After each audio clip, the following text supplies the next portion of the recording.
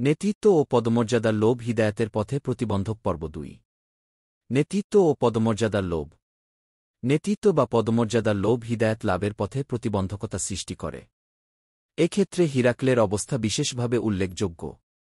রাসূল সাল্লাল্লাহু আলাইহি ওয়াসাল্লাম এর দূত দাহিয়াতুল কালবি রাদিয়াল্লাহু আনহু হিরাকলের কাছে গেলে তিনি পত্রপাঠ ও আবু সুফিয়ান রাদিয়াল্লাহু আনহু এর কাছে রাসূলের অবস্থা জানার পর বলেন, তুমি যা বলেছ তা যদি সত্য হয়, তবে শিগগিরই তিনি আমার এ দুই পায়ের নিচের জায়গার অধিকারী হবেন।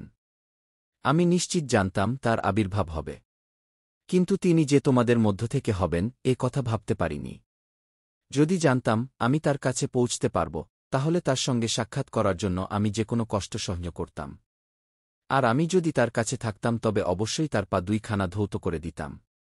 অতঃপর তিনি সম্মুখে এসে বললেন, হে রোমের অধিবাসী, তোমরা কি মঙ্গল, হিদায়াত এবং তোমাদের রাষ্ট্রের স্থায়িত্ব চাও? তাহলে এই নবীর কাছে বায়াত গ্রহণ করো।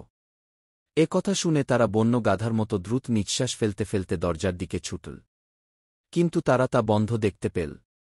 হিরাক্লিয়াস যখন তাদের অনীহা লক্ষ্য করলেন এবং তাদের ঈমান থেকে নিরাশ হয়ে গেলেন, তখন বললেন, ওদের আমার কাছে ফিরিয়ে আনো। তিনি বললেন, আমি অব্যবহিত পূর্বে যে কথা বলেছি তার দ্বারা তোমাদের দিনের উপরে তোমাদের দিতার পরীক্ষা করছিলাম, এখন তা দেখে নিলাম। এ কথা শুনে তারা তাকে সিজদা করল এবং তার প্রতি সন্তুষ্ট হল। এটাই ছিল হিরাক্লিয়াসের সর্বশেষ অবস্থা। বুখারী হাদিস ৭ প্রবৃত্তির অনুসরণ ও সম্পদের লোভ। যুগে যুগে প্রবৃত্তির অনুসরণ ও সম্পদের লোভ বহু মানুষকে হিদায়াতের পথ থেকে বিরত রেখেছে। তৎকালীন বিখ্যাত কবি আশা বিন কায়েস ইবনে সালাবার ক্ষেত্রে যেমনটি ঘটেছিল। তিনি ইসলাম গ্রহণের উদ্দেশ্যে রাসূল সাল্লাল্লাহু আলাইহি ওয়াসাল্লাম এর সঙ্গে সাক্ষাতের জন্য ইয়েমেন থেকে রওনা হন। তিনি মক্কা অথবা মক্কার নিকটবর্তী পৌঁছার পর আবু জাহল এসে বলল, হে আবু বাসির, ওই মুহাম্মাদ তো ব্যভিচার নিষিদ্ধ ঘোষণা করেন। আশা বললেন, আল্লাহর কসম, আমার তো ব্যভিচারের আদৌ কোনো প্রয়োজন নেই। সে বলল, হে আবু বাসির, তিনি তো মদ্যপান নিষিদ্ধ ঘোষণা করেন। আশা বললেন, আল্লাহর কসম, মদের প্রতি তো আমার চরম দুর্বলতা রয়েছে। ঠিক আছে, আমি তাহলে এবারকার মতো ফিরে যাব এবং এই ১ বছর তৃপ্তি সহকারে মদ পান করে নেব। তারপর মুহাম্মাদের কাছে ফিরে এসে ইসলাম গ্রহণ করব। এ যাত্রা তিনি ফিরে যান। ওই বছরেই তার মৃত্যু হয়। আবার রাসূলুল্লাহ সাল্লাল্লাহু আলাইহি ওয়াসাল্লাম এর কাছে ফিরে আসার সুযোগ তার হয়ে ওঠেনি। আলবিদায়া ওয়ান নিহায়া ৩১০২। মূলত প্রবৃত্তি পূজা এভাবে মানুষকে হিদায়াত থেকে ফিরিয়ে রাখে, আর এরূপ মানুষের পরিণতি হবে ভয়াবহ।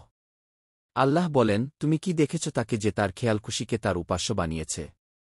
আর আল্লাহ তাকে জেনেশুনেই পথভ্রষ্ট করেছেন। তার কানে ও অন্তরে মোহর মেরে দিয়েছেন এবং তার চোখের উপর আবরণ টেনে দিয়েছেন। অতএব আল্লাহর পরে কে তাকে সুপথ প্রদর্শন করবে? এরপরও কি তোমরা উপদেশ গ্রহণ করবে না?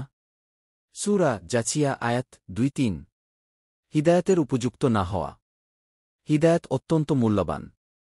বিশেষভাবে কাফির, মুনাফিক ও জালিমরা এ নিয়ামত ভোগ করতে পারে না। আল্লাহ তাআলা বলেন, বস্তুত আল্লাহ অবিশ্বাসী সম্প্রদায়কে সুপথ প্রদর্শন করেন না। সূরা বাকারাহ আয়াত ২৬৪। এ প্রসঙ্গে হাদিস শরীফে এসেছে, জাবের ইবনে আবদুল্লাহ রাদিয়াল্লাহু আনহু থেকে বর্ণিত, এক বেদুইন রাসূলুল্লাহ সাল্লাল্লাহু আলাইহি ওয়াসাল্লাম এর কাছে ইসলামের বায়াত করল। তারপর সে জ্বরে আক্রান্ত হল। তখন সে বলল, আমার বায়াত ফিরিয়ে দিন। রাসূলুল্লাহ সাল্লাল্লাহু আলাইহি ওয়াসাল্লাম তা অস্বীকৃতি জানালেন। সে আবার তার কাছে এল। তিনি আবার অস্বীকৃতি জানালেন। সে আবার তার কাছে এসে বলল, আমার বায়াত ফিরিয়ে দিন। তিনি আবারও অস্বীকার করলেন। তখন সে বেরিয়ে গেল। তখন রাসূলুল্লাহ সাল্লাল্লাহু আলাইহি ওয়াসাল্লাম বললেন, মদিনা হাপরের মতো, সে তার আবর্জনাকে দূর করে দেয় এবং ভালোটাকে ধরে রাখে।